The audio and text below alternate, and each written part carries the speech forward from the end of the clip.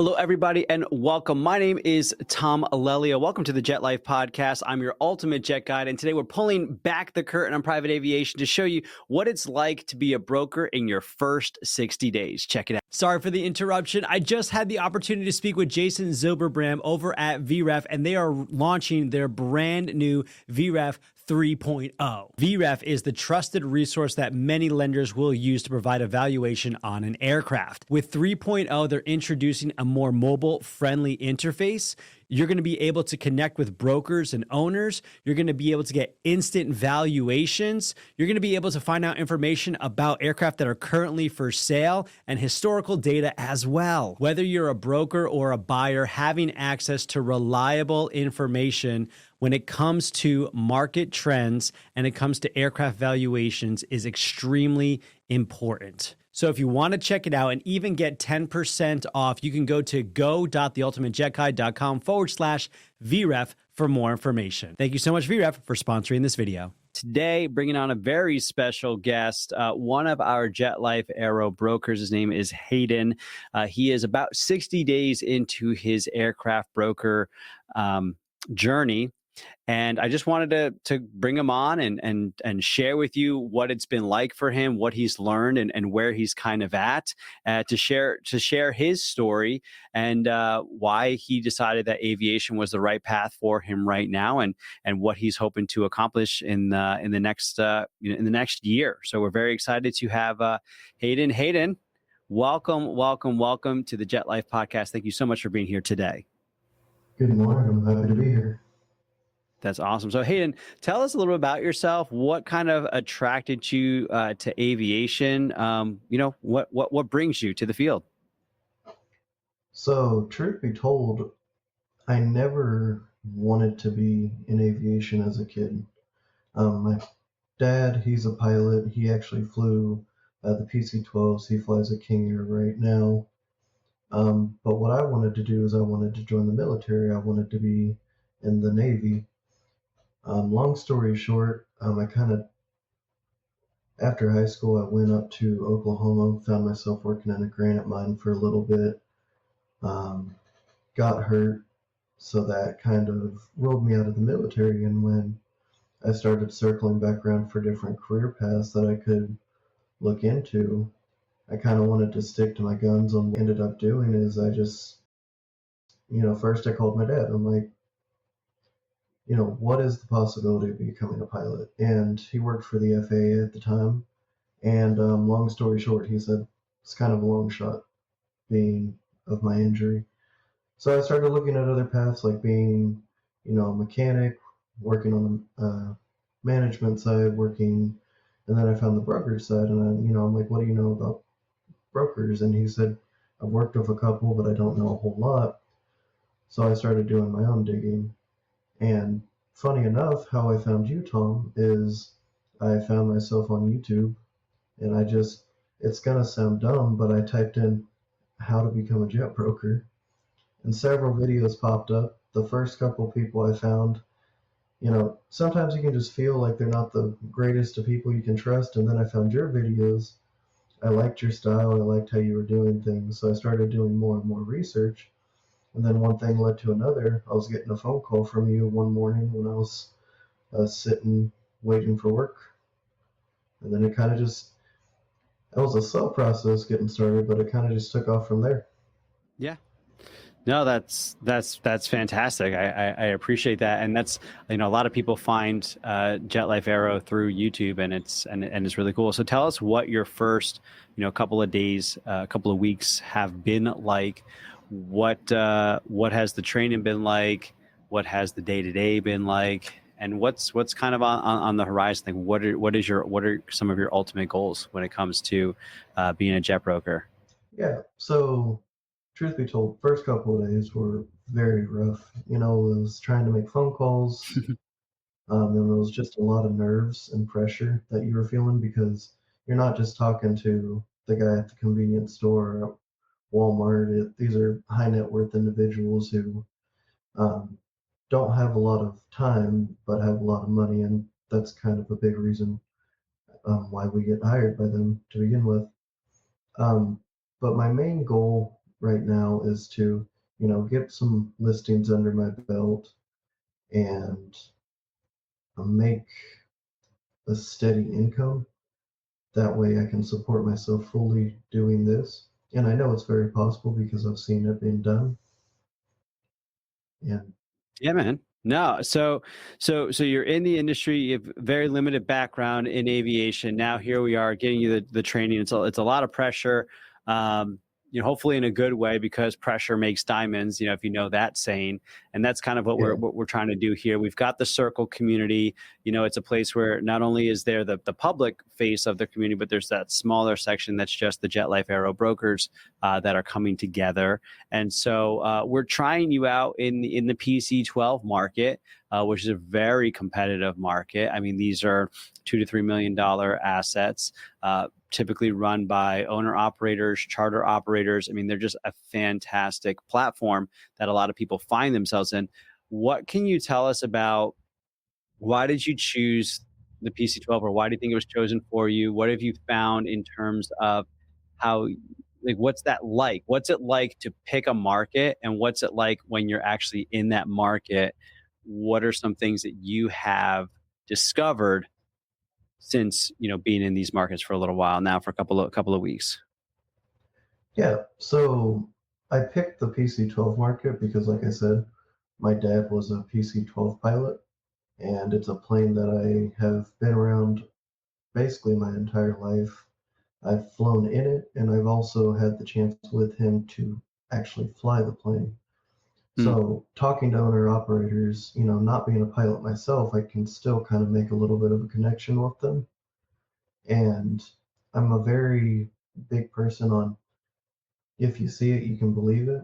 So, mhm. when I'm talking to these owners and they're telling me it's the greatest airplane in the world, I'm right there with them. I understand completely. Yeah. What are those interactions been like? Are the owners nice? Do they hang up on you? What are some of the skills and tools and tactics that you are employing to help you find success when you're calling through these markets? And it's a complete cold call, and you're calling some random stranger saying, "Hey, can I be in charge of your $2-3 million airplane and sell it for you, even though you don't know me from Adam?" So, what is it like? What are the owners like? Are they mean? Are they nice? And what are some of the tools and tactics that you are employing to try to be more successful than the other, dozen people that are trying to call these guys on a daily basis? Yeah, so of course, there's always going to be some bad apples, no matter what market you're calling in. But I found with the PC-12 guys, they're busy and sometimes they might push you off the phone, but they're nice about it. And if they're not busy, they're going to sit there and they're going to tell you everything about their airplane because they love it that much. And I don't know if this is to my advantage, but I've found a lot of PC-12 owners that are actually here in Texas myself. So, big strategy I employ is I kind of slow the conversation down, and that kind of just comes naturally to me. Mm, And then also, I'm not trying to sell them. I'm not asking them, I don't want to say dumb questions, but kind of they don't lead the conversation anywhere. Like, how's the weather in your part or something like that. I'm friendly. I just have a conversation with them, and if it is something they're interested in doing, great. I'll send them resources. If not, I completely understand. But I appreciate the value that they provided me by telling me more about why them, as either owner operators or as people who ride in the back and use it for business, mm. I appreciate their stories because it gives me an even more in depth understanding about the people who own these aircrafts. I think that's really important when you talk about this idea of getting insight about the people who own the aircraft by having those conversations. And that's one of the things that no course or academy can teach you, only the field, right? Only the actual experience of calling someone and having those conversations can teach you that sort of a thing. So that's invaluable, and you don't want to go at that alone. I mean, some people can, but there's a real benefit. What has your experience been with the Jet Life Aero team? So, I mean, obviously, when we do the course, it's me teaching some stuff, and we have training on a daily basis. But what has the team been like, and how has that environment helped you progress forward? The team has been absolutely amazing, and the training has been amazing as well. I love that even though we're remote, it almost feels like we're in an office building together, and I can just walk over to the next room and ask a question because, kind of going back to what you said when I first started out, and I'm like, hey, Tom, sorry for calling you. And you're like, well, that's the thing about a phone. It's a two-way street. It's like I always know that it might be a dumb question to me, but it's not gonna come back like it's a dumb question, and I'm actually gonna get the help and then, better understand by the time that conversation's done what I need. So it betters me to be the best broker that I can be for myself and for our clients. Yeah, no, I really um, appreciate you guys asking questions, because if you're asking questions, that means you're finding yourself in different scenarios that you haven't been in before. And so, in order to learn, you've got to ask the question and find out. What has your experience been with the rest of the team, like your teammates? I mean, are you guys talking on a regular basis, or do you feel like it's just kind of me and you, and then sometimes there's those other people that are also trying to do the same thing? Can you talk about the collaboration amongst the team? Yeah. They're really the same way. If there's a question that I have, I can reach out to any of them and they're there to answer it. I feel like we all have a pretty good dynamic where we're friendly. It's not, of course, it's a very competitive world, but at least within our own brokerage, it doesn't feel like we're fighting one another, which I think Oh, is I think really that's important. Yeah, I think that's really important. I've definitely heard of stories where in a brokerage it's like dog eat dog.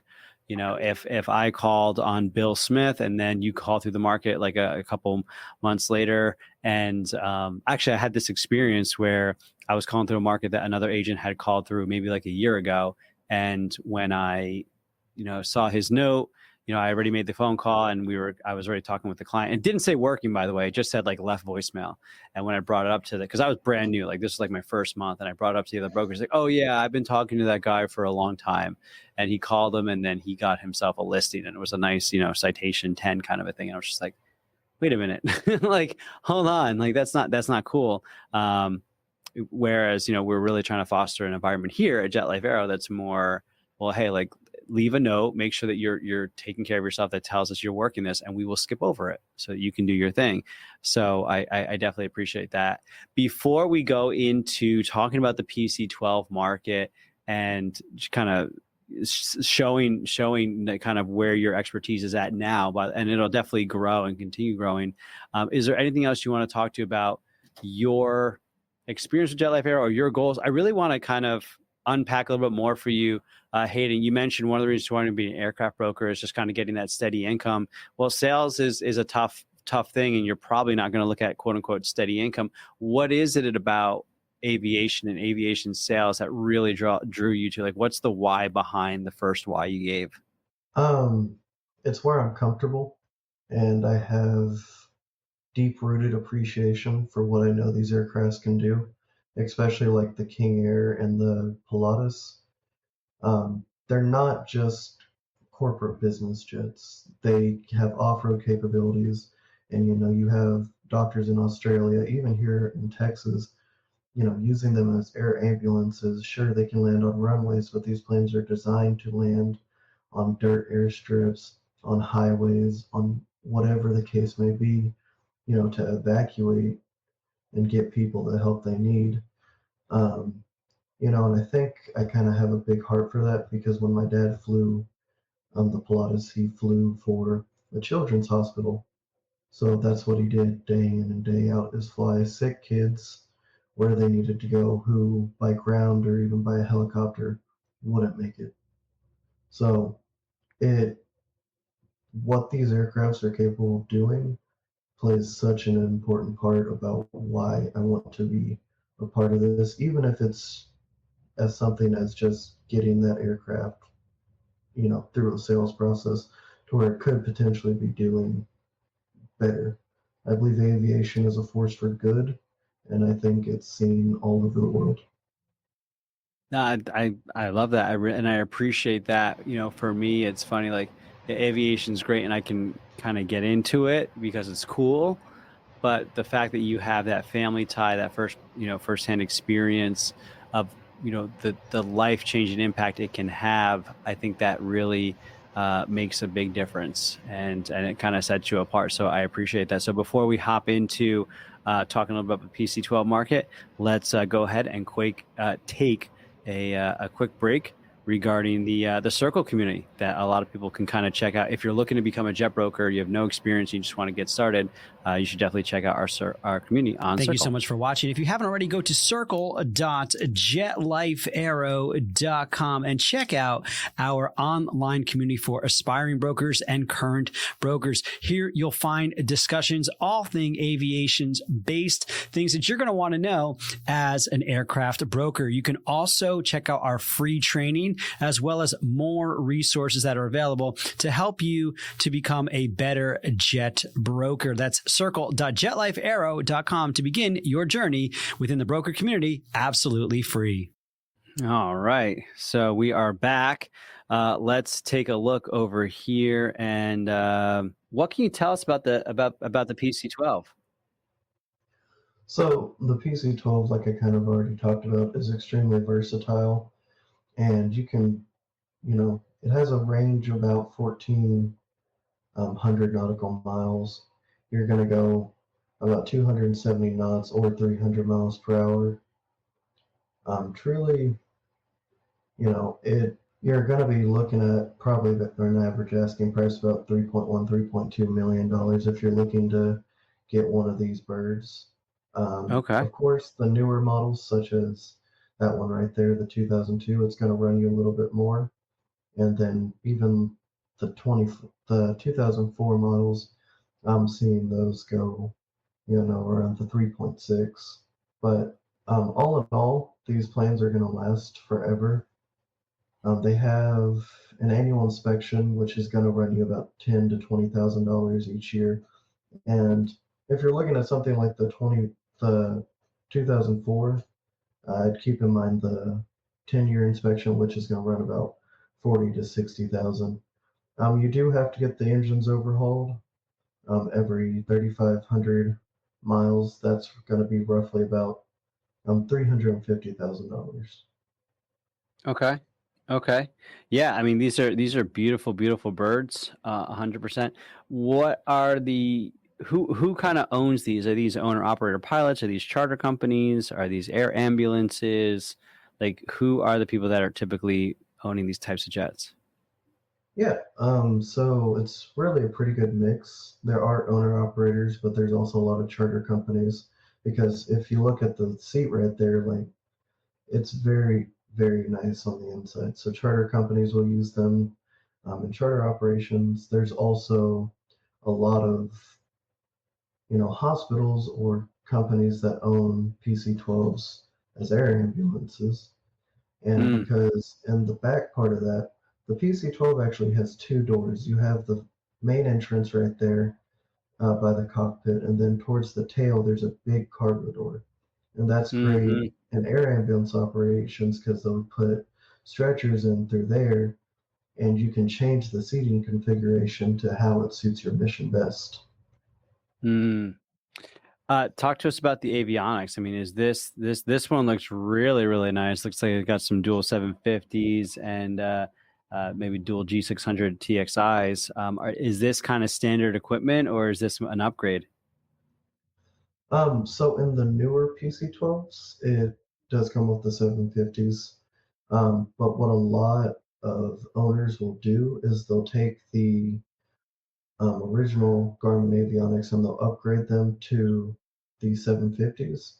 And talking to them about like, hey, well, why would you upgrade them?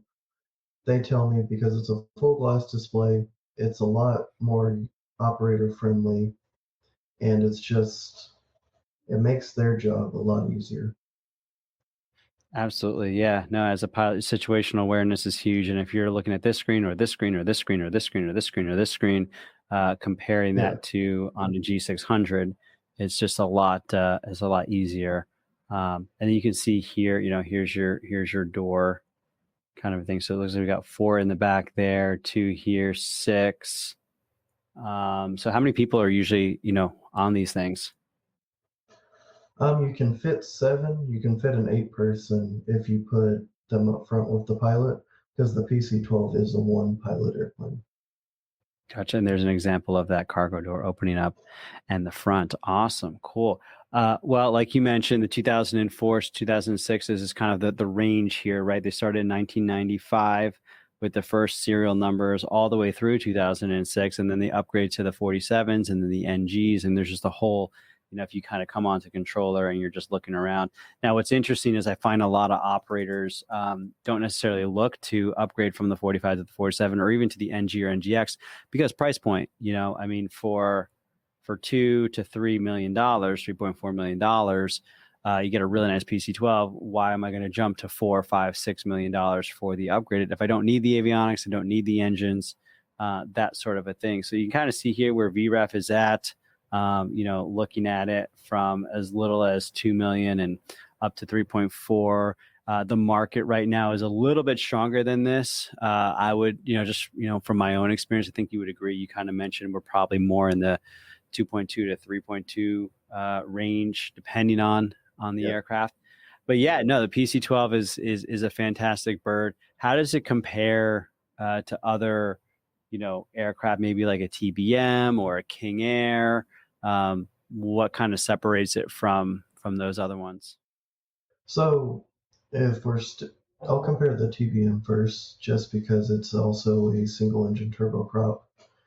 The biggest difference is a TBM is a lot smaller than a PC-12, so it's bigger than the PC-12 as well. Also, you're going to have more versatility in your aircraft with the PC-12. The TBM is faster than the PC-12, but if we're going to go look at the King Air, that's a dual-engine turboprop, so you have a lot of operators who would prefer the dual engine because they feel like it might be safer. But it's also the King Air is also a very great aircraft as well. It's also used a lot on for medical operations, charter operations, and owner operators. So I think overall the PC-12 definitely stands out, though, for the reasons that you mentioned. This is just an example of Boomerang Air Charter. This is an operator out of Florida that's just doing some amazing things with their PC-12s. Not only are they managing them for their owners to make sure that the pricing is fair and they're getting good deals, but they're also taking part in things like this in anti-trafficking missions. I mean, they are literally on the ground, boots on the ground for people that are finding themselves in a predicament with regards to human trafficking. They have been contracted on times to fly and get people out of harm's way because they're able to use their PC-12s. It's just a phenomenal platform for things of that nature. So hats off to Boomerang Air Charters. Definitely someone people should check out. So Hayden, I mean, I appreciate the overview on the PC-12 market. Thank you so much for sharing your story with us in terms of what your hopes and dreams are in aviation. Parting words for someone who's thinking about becoming an aircraft broker. What tips would you give him or her on the next steps that he or she should take if they're just they're on YouTube, they're typed in how to become a jet broker, they found this video? What are some next steps that you would recommend for them? Next steps, definitely reach out to Tom, join the Circle community, learn more about what we do. And then if you do find yourself joining our team, my biggest piece of advice is don't let your mind make you quit, because it's going to be hard work. You're going to be making a lot of calls and you're going to be told no a lot of times. The majority of the time, honestly. Yeah. Which, it's this is a very good career and you can make a lot of money doing this. But I kind of just follow the words of David Goggins. Don't look for motivation. Wake up every day and just do. That's how you have to do it. You just have to wake up and do. That's awesome. That's awesome. Well, thank you so much, Hayden. I appreciate it. If anybody wants to join the Circle community, it is 100% free. Go to circle.jetlifeaero.com. If you want to hit up Hayden, we'll have his links in the description below. And we appreciate you guys. We'll catch you later.